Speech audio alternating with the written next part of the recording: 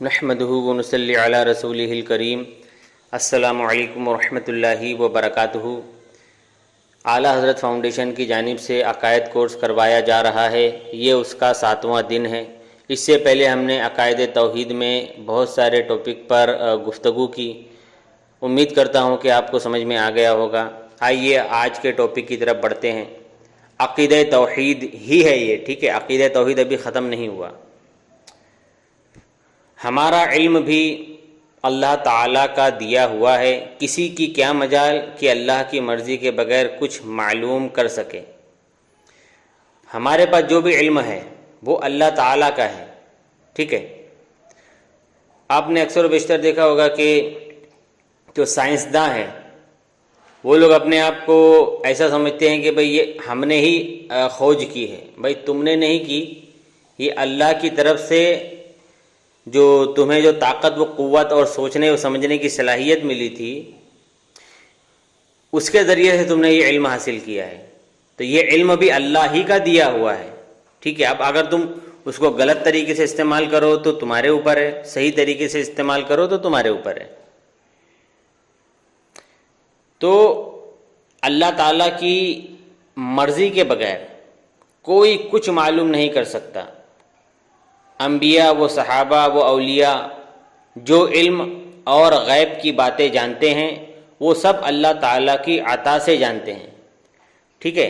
انبیاء کرام کو، صحابہ کرام کو، اولیاء کرام کو، فرشتوں کو، ہم کو جو بھی باتیں، جو بھی علم ہے اور جو خاص کر کے انبیاء کرام کا جو علم غیب ہے اور فرشتوں کا ہے، صحابہ کا ہے، اولیاء کا ہے، تو یہ اللہ تعالیٰ ہی نے دیا ہوا ہے، ٹھیک ہے۔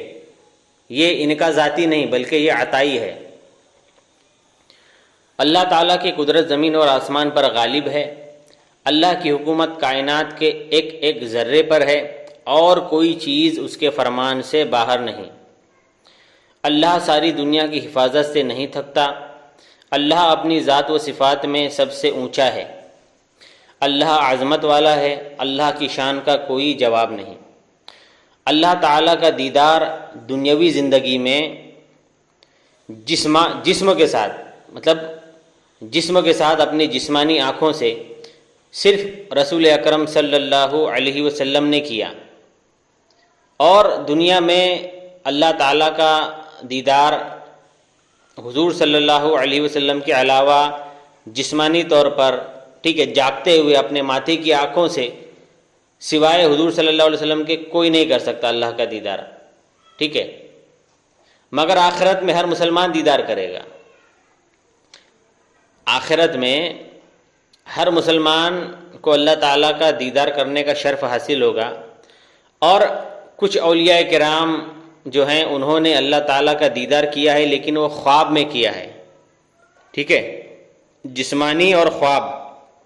تو جسمانی طور پر صرف اللہ تعالیٰ کا دیدار حضور صلی اللہ علیہ وسلم ہی کر سکتے ہیں، ان کے علاوہ کوئی نہیں کر سکتا۔ لیکن خواب میں بہت سارے اولیاء کرام نے اللہ تعالیٰ کا دیدار کیا ہے۔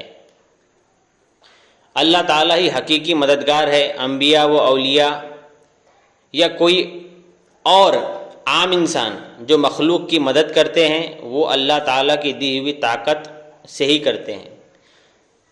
مطلب جو مدد کرنا ہے یہ اللہ تعالیٰ کی ذاتی صفت ہے، اس کو کسی نے نہیں دی۔ اللہ تعالیٰ کی یہ ذاتی صفت ہے مدد کرنا، اور جو انبیاء کرام، صحابہ کرام، اولیاء کرام اور عام انسان جیسے میں ہوں، آپ ہیں، ہے نا، جو ہم ایک دوسرے کی جو مدد کرتے ہیں، تو یہ اللہ تعالیٰ کی دی ہوئی طاقت سے کرتے ہیں، اللہ تعالیٰ کی عطا سے کرتے ہیں۔ تو ہمارا یہ مدد کرنا یہ کیا ہے؟ عطائی ہے۔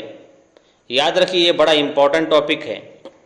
ذاتی اور عطائی کا فرق جب تک آپ کو معلوم نہیں ہوگا آپ کنفیوز رہیں گے۔ انشاءاللہ العزیز کل ایک اور آڈیو اللہ تعالیٰ کے تعلق سے ڈالا جائے گا، اور یہ وہابی و دیوبندیوں نے اس عقیدے کی کس طریقے سے خلاف ورزی کی ہے وہ بھی بتائی جائے گی۔ تو امید کرتا ہوں کہ آپ کے سمجھ میں آ گیا ہوگا۔ اگر سمجھ میں نہیں آیا تو آپ واٹس ایپ یا فون کے ذریعے سے پوچھ سکتے ہیں۔ اللہ تعالیٰ سے دعا ہے کہ کہنے سننے میں جو بھی غلطی ہو گئی ہو اللہ تعالیٰ معاف فرمائے۔ استغفر اللہ ربی من کل ذنب واتوب الیہ، لا الہ الا اللہ محمد رسول اللہ صلی اللہ تعالی علیہ وسلم۔ السلام علیکم ورحمۃ اللہ وبرکاتہ۔